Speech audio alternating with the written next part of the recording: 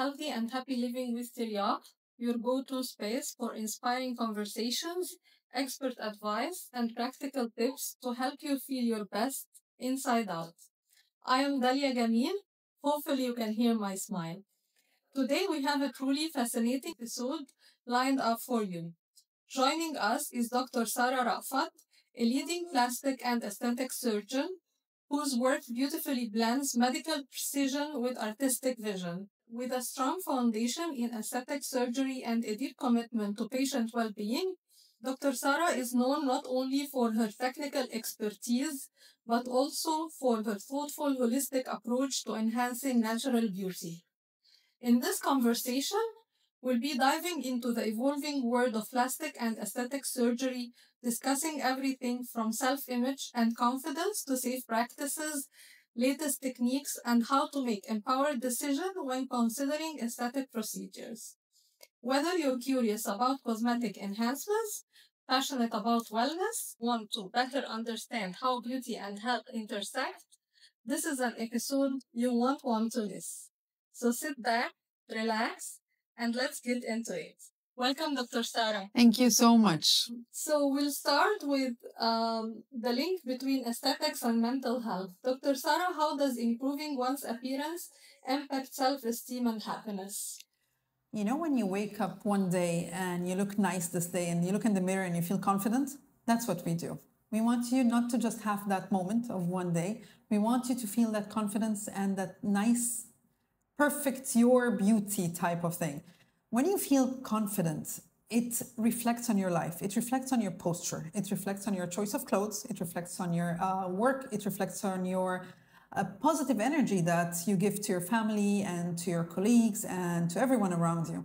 So it's not a cure, what we do. It's basically just giving you a boost to reach your best life. That's really awesome. So can aesthetic procedure be a part of someone's mental wellness journey? Absolutely, yes. Of course, it's not a cure, but it's a boost to help you reach that. Some of my patients, for example, they struggle to even go to the gym. For example, someone who has a problem in their weight or excessive problem or skin excess, that's actually hindering them for wearing clothes or from exercising. Sometimes we do surgery not just to look good, to help them get healthy. So we do the surgery to allow them to go to the gym, to allow them to be interactive socially. That helps the patients become a better version of themselves. And we even help them go to therapists and guide them through that therapy process to reach the best version inside out. That's nice and encouraging. When is aesthetic surgery a healthy choice? As long as the patient is a good candidate and has no red flags, has no other comorbidities, has no other problem that will hinder that surgery, it is always a good option. I always believe in aesthetic surgery, especially when it comes to aesthetic, is a procedure that has to come from within. It should not come from social pressure. It should not come from pressure from your spouse or your partner in general. It should not come as pressure from social media specifically, especially for the younger generation. So as long as it's something that you want, that will not change you too much, it will only reflect more of your natural beauty and something that you've always wanted, then when I give you the green light to do it. So many healthy choices. Yeah. Dr. Sarah, what's the difference between reconstructive plastic surgery and aesthetic procedures? Reconstructive plastic surgery is usually something we do for patients who come with either congenital, something they've born with, like cleft lips or cleft palates, something they know, or a problem with their neck or something like that. Patients who suffered from burn and need reconstructive procedures after an accident, whether it's something simple as a cut wound and they don't want a scar for life, or something major as a trauma in the face or maxillofacial or broken areas or hand surgery, all that, up to breast reconstruction after, for example, breast cancer. So all these reconstructive procedures are actually not of a choice, but of life-changing procedures. Aesthetic surgery, on the other hand, is something that is not an emergency or not even urgent. It's a choice procedure. It's an elective procedure. So it's something that you choose to do, whether it is something interventional or like surgery, or something non-invasive or simple, like something we can do at the clinic. Usually it's something that helps you look more on the outside like you would like from the inside. I usually tell my patients I hope they don't use a filter. I try to make their own filter, which is more natural than the fake ones you see on the social media. Dr. Sarah, how is social media shaping beauty ideals now? A lot, of course. Social media has been a strong influence in every part of our lives, from fashion to looks to everything you buy is even on social media. So, of course, it alters what our decisions. Unfortunately, as strong as it is and as something good in our life, social media is, unfortunately, sometimes it comes with trends in fashion. Trends in fashion is something that changes. You know, today is spring fashion, tomorrow is autumn fashion, it's last year fashion. That's something when I say no to my patients. I recommend, it's your face and your body. It's not a piece of clothes that you will get rid of next year. Yeah. So when you do a change, try to keep your natural beauty as much as possible. Don't follow trends that are not lasting.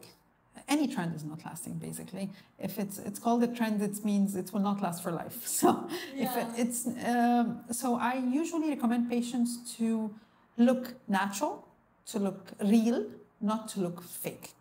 That's what. And thank God, this year the fashion is natural looks. So I'm finally grateful that it's natural, and it will always come to fashion back. It's something that will never go out of trend. It's nature. That sounds very realistic. And what advice you are keen to give for people struggling with unrealistic beauty comparisons? Oh, so if a patient comes with 100% unrealistic expectations, I usually postpone their surgeries. I don't do surgery until I feel my patient is 100% up to date with what to expect, with all the limitations, with realistic expectations. Usually, when you come to a consultation with me, we will discuss the best plan for you and not just the best plan in general, because I tailor every case specifically to that patient. And then I show you realistic results. I show you realistic before and after pictures. Social media, unfortunately, in general, and internet and all this, they give you unrealistic expectations. They give you filtered results.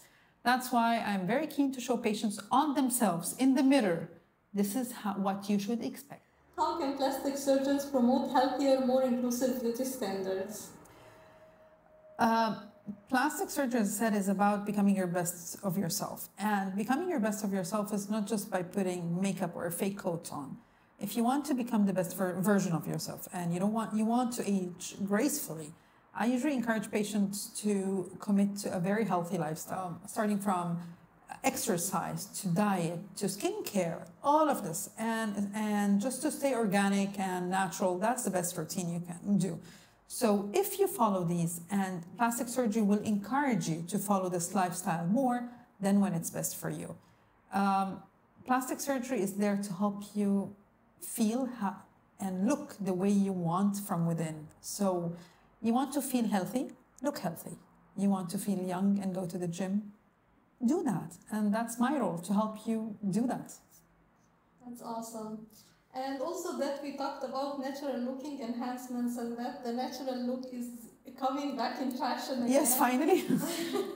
What are the most in-demand non-invasive treatments right now, and how can we set expectations for this subtle natural looking enhancements? I have a lot of patients coming now for non-surgical procedures. I usually combine different procedures to get a more glowing, a more natural look, a more younger, more lifted, tight look. The same way you see, all the on social media, all the new celebrities, what they're doing to their faces, especially, and their bodies, and the nose cellulite and all that. We do that.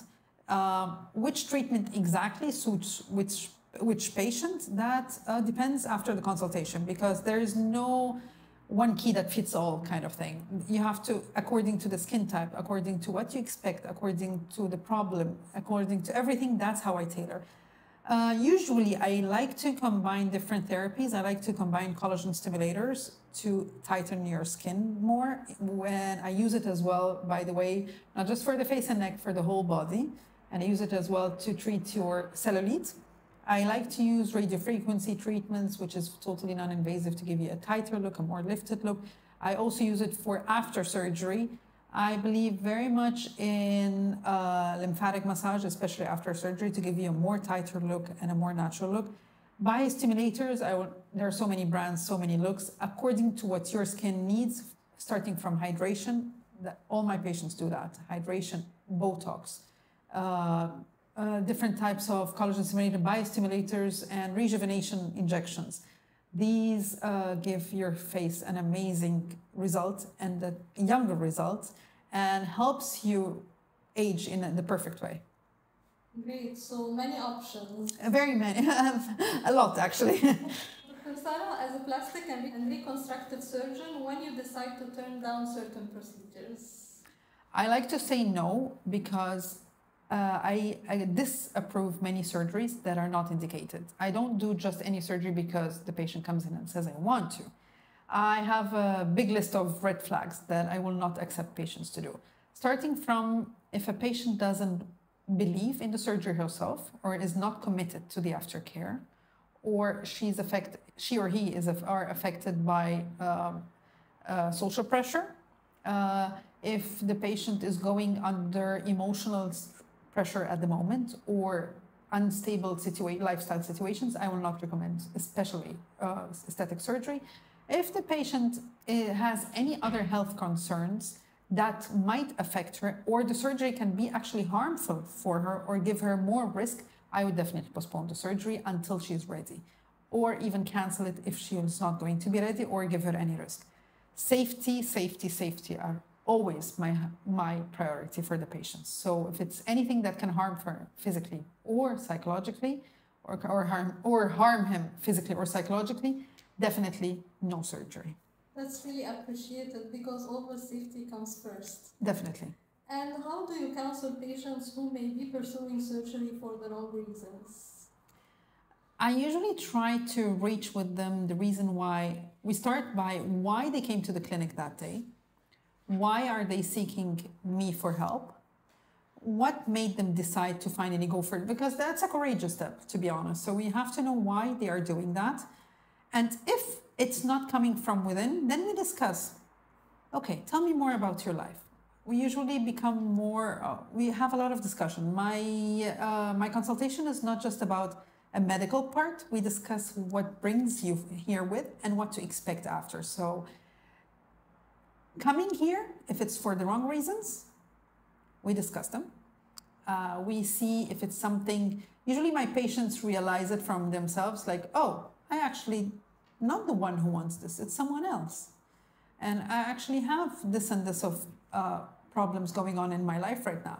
That's when we postpone it. And that's when I recommend to seek professional help for that.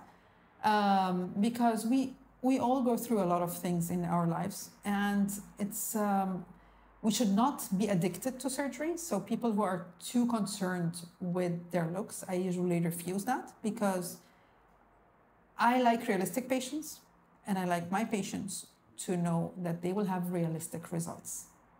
So what brings them here, what to expect, all that, it's something we have to discuss together. That's awesome, and it brings back patient from virtual reality to real reality. Correct. And I always tell them, sorry, you are not a client, you are a patient. You have to remember that. I'm a doctor, so your safety is number one. You are my priority. It's not a trend. It's not something you should go for if you're not ready for it. It's a big commitment. It's something nice, of course, and it can help us reach better goals, and it can help you get confidence. True. And Dr. Sarah, what's your expectations for the future of aesthetic medicine? Like, what are the most recent innovations in plastic and aesthetic surgery that patients don't really know about, and where this industry is headed? Because of our busy lifestyle, all the procedures now are going more for less downtime for the patients, which means patients want to go back to their daily life routine without a lot of break in that cycle. So most of the treatments now, whether non-invasive or invasive as plastic or invasive surgery, they always try now some things that will only give the patients 2 or 3 days of downtime, not more. We try to do combination therapy for patients. That's something we're headed to, and we're already there. Headed to more combination therapies, different procedures, different non-invasive with surgical procedures to help the patients reach the best results. We have a lot of non-invasive procedures now in the market. I'm sure everyone knows, for starting from Botox, fillers, collagen stimulators, biostimulators, all the machines that we have. Yes, they're amazing, but surgery will always have its place because a lot of things cannot be fixed without the surgical part. Let's be realistic. Starting from divergation, which means the muscle separation after giving birth, or there's a lot of weight loss medications now. I will not say names, but all these injections that everyone is taking all around the world with GLP inhibitors and all that. All these, where's the skin going to? Where is the skin going to go? We have to remove it. So we help patients reach the best result with surgery. We try to make it minimalistic. We try to give them a plan that is combined with non-invasive procedures, whether injectables or machines, to help them reach as quickly as possible the best result as possible. That's really amazing. Thank you. So, self-care beyond surgery, what are the daily wellness routines that support long-term health confidence for patients? Number one, and will always stay number one, is hydration. Water. It keeps you healthy, it keeps you hydrated, helps your skin glow, helps your weight loss, everything. So water and hydration is number one. Hydration for your skin, starting from moisturizers. By the way, I don't recommend high-end brands to be used every day and 100 jars of skin routine steps that you should do. Actually, the trick is hydration and moisturizing and daily routine. That's the trick. And you can do it with the simplest organic stuff that you have at home. I also recommend exercise, of course, and what you eat is what you become. So you have to be very careful of the things you put in your body, not just about the calories, also about the type of food you put in. You need a lot of greens, a lot of healthy food, a lot of healthy options. You need sun, yes, but you have to be very careful. Sun exposure is one of the things that ages you faster. So sun protection, number one, hydration, moisturizing skin, take care of your skin, and exercise and eat well. And how lifestyle choices influence skin and aging? So the way you eat, what the times you eat, enough, if you're having enough sleep and a good pattern of sleep, deep sleep, I mean, if you're exercising well, that will help you not just have good skin and glow, it will help you as well stay toned, stay healthy, and look refreshed. Okay, so talking about empowerment through choice, Dr. Sarah, how aesthetic procedures can empower women and men alike? Well, I have to be I'm a little bit more of a feminist, but yes, plastic surgery empowers everyone because it helps you look more of the way you want to look. It helps you believe in yourself more. So when you look the way you want to from the inside, and when you look more how you believe yourself, this is when you feel more empowered. And when you feel more empowered, it reflects on your work, it reflects on your lifestyle. It gives you more energy, physical energy to exercise more, to be stronger, and it gives you as well positive energy to spread around. So yes, surgery and plastic surgery in general, whether invasive or non-invasive, helps you really become the best version of yourself. As long as you're doing the right procedure with the right doctor, for the right reasons. That's very empowering. And if we want to debunk some of the common myths about plastic surgery, is it only for celebrities? Definitely no. No. Yes, the celebrities are the ones we see on social media, and these are the ones that pop up everywhere. But plastic surgery is for everyone. Plastic surgery is starting from a child who had a congenital problem, a birth defect, up to someone who suffered from a simple trauma like a cut wound and they don't want their face to be scarred for life, up to a hand surgery, up to burns, breast cancer patients who want to feel feminine from within afterwards, up to someone who is struggling to lose the weight or had a bad pregnancy and would change their body and they need to feel empowered and look how they were before, even better. these are people we change their lives. Someone who needs to help, who did a lot to lose their weight and have now excess skin, whether a man or a woman, and we need to encourage them and we need to applaud them for their effort, and we need to help them look even better and get rid of all that excess skin and look tighter. It's really for everyone and for every age. When you should start depend on how your genetics and how you're taking care of yourself. Usually we don't recommend aesthetic surgery for people under the age of 25. We usually recommend starting higher than that or older than that. But it depends, and it depends what you need and what is needed. Botox is amazing for everyone. It helps you age gracefully. Collagen stimulators are something I totally recommend for aging. Facelifts, all these is for everyone. It will not make you look fake. It just will make you look the best version and the younger version of yourself. Awesome. Is it painful, risky, or addictive? Yes, all of the above. But if you're being counseled correctly and you have correct expectations, it will not be addictive. And is it painful? Not that much, honestly. All my patients, all of them, they are so scared to have this decision, and they, without an expectation, all of them after surgery say, "Oh wow, I thought it would be way worse. Why didn't I do it way earlier than this?" Really, it's not that painful. The downtime is minimal now. The advances in medicine, in anesthesia, and in every other department, and in painkillers, has made things way easier. So it's not that painful. Of course, there is some pain, but really tolerable.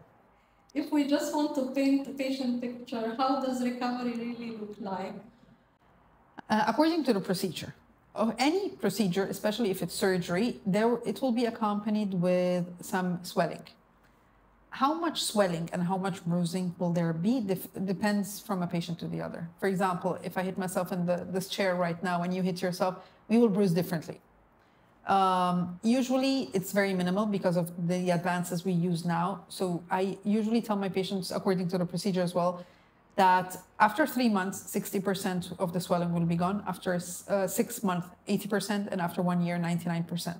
Usually that shocks patients because they do not expect that long time, but that's the statistical analysis, which means, will I see results immediately after the procedure? Of course, yes. You will look amazing afterwards, but you will even look more amazing after a couple of weeks and after a couple of months. Yeah. Does that mean you will be away or you will not go back to your normal life? No. All my patients walk the same day of surgery. All my patients go back to routine after a couple of days of surgery. My patients come walking into that door in the first follow-up. No patients are allowed to sit in bed all day. No patients are allowed to not be exercising. So yes, I'm very strict with the aftercare, and my patients love that because I help them recover really quick. That's awesome. And how young is too young for Botox? Botox, we don't recommend usually before the second half of their 20s. Okay. I'm talking as a preventative procedure. Yeah. Anti-aging one. Of course, if it's for something else, we can use it before that. But usually I don't recommend before the second half of their 20s. Sometimes we use it earlier and sometimes we use it later according to how your skin quality is and how you're aging. So if that we see that it's still too early for you, some patients of mine, I recommend to start even in their late 20s. Some patients, unfortunately, have bad genes and bad skin habits, so we start in their early 20s. Yeah. Again, it depends. And usually during consultation, we decide together. But yeah, definitely not before 20s. Okay. And can you fix asymmetrical features without surgery? Yes, of course. We do a lot of that. According to the cause, of course, it differs what to be done. But some things, starting from collagen stimulators up to fillers, these can help asymmetry. Sometimes we fix it together with some Botox injections in some areas. I just had a patient who had different asymmetrical eyebrows congenitally, not just because of that. We help them fix it with just Botox. Some patients have asymmetry volume-wise. We either inject fillers or nano fat transfer. Sometimes we do collagen stimulators in one side, more stronger to help volume and to help more lift.